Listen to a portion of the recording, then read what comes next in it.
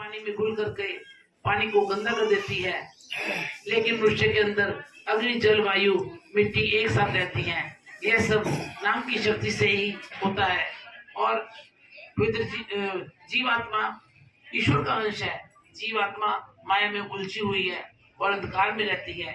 अगर जीव नाम का दीपक जला ले तो आत्मा अंधेरे से उजाले में आ जाएगी।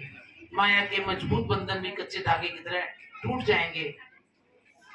भगवान श्री रामचंद्र जी ने अपना मुश्किल काम भी अपने भक्त हनुमान जी से करवाया था। और हनुमान जी के अंदर राम नाम की जो शक्ति है उससे सब काम आसानी से हो जाते हैं। जो जीव हर रोज नाम का सुमरन करते हैं उनको कभी आलस्य नहीं आता। संत महापुरुष कहते हैं कि भजन सुमरन के बिना सुख धाम तक नहीं पहुंच सकते। इसलिए श्री अर्जुन देव जी ने कहा है, सुनो सुमर सिमर सुख पाओ, कल क्लेश तन माही मिटाओ। मनुष्य में ही जीव नाम का सुमरन कर सकता है। खाना पीना सोना यह तो पशु भी करते हैं। एक नाम का सिमरन है जो पशु पक्षियों से अलग है। गुरुवाणी में कहा है, एक भक्ति भगवान की ये प्राणी के नहीं मन जैसे सुकर सुहान, नानक मानो होता है तन। अर्थात मनुष्य में चाहे सभी गुण हो, अगर वह भगवान की भक्ति नहीं करता तो उसका शरीर पशुओं के समान है। लग 84 जोनि सबाई, मानस को प्रवृत्ति बड़ी आई।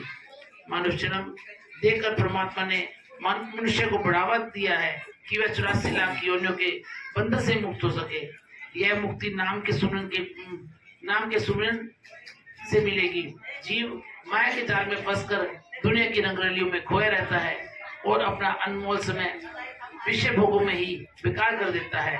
ऐसे जीव के लिए अंत में पश्चाताप के सिवा कुछ हाथ नहीं लगता। एक बादशाह था, वह शिकार करने निकला कि एक शेर उसके पीछे आ रहा है। बादशाह अकेला था, उसने सोचा कि मैं अकेला मुकाबला नहीं कर सकता, शेर मुझे जिंदा नहीं छोड़ेगा। ऐसा सोचकर बादशाह पेड़ पर चढ़ गया और पेड़ की एक मोटी शाखा पर बैठ करके उसने चैन की सांस ली कि अब मैं सुरक्षित हूँ, क्योंकि शेर यहाँ तक नहीं पहुँच सकता। उसने क्या देखा कि दो चूहे, एक काला और एक सफेद, उस मोटी शाखा को काट रहे हैं। बादशाह ने सोचा, अगर यह शाखा टूट गई तो गिर कर मर जाऊंगा। नीचे देखता है तो पानी का गड्ढा था, पत्थर तो नहीं थे। नीचे एक अजगर मुंह खोले बैठा था कि बादशाह कब गिरे और मैं उसे खाऊं। बादशाह ने सोचा कि अपनी जान कैसे बचाऊं।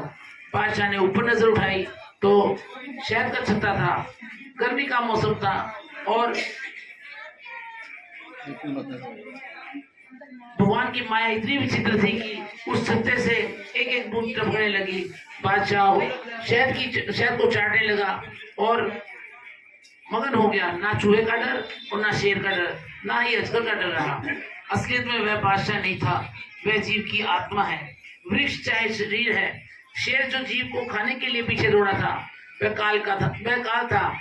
जिस शाखा पर बादशाह बैठा था वह आयु थी। सफेद और काला चूहा शाखा रूपी आयु को काट रहे थे। दिन रात पवित्र जीवात्माओं, जो दिन आज गया वह वापस आने वाला नहीं है। अजगर कुछ नहीं, वह तो मनुष्य की चिंता है जो मनुष्य के नजर आने वाले शरीर को खोलेगी। रही बात शहद की, शहद है दुनिया के झूठे पदार्थ जिसमें जीव उलझा रहता है। ना काल का डर, ना मौत की चिंता। मनुष्य की सारी पूंजी लूटती जा रही है, परमात्मा को याद नहीं करते।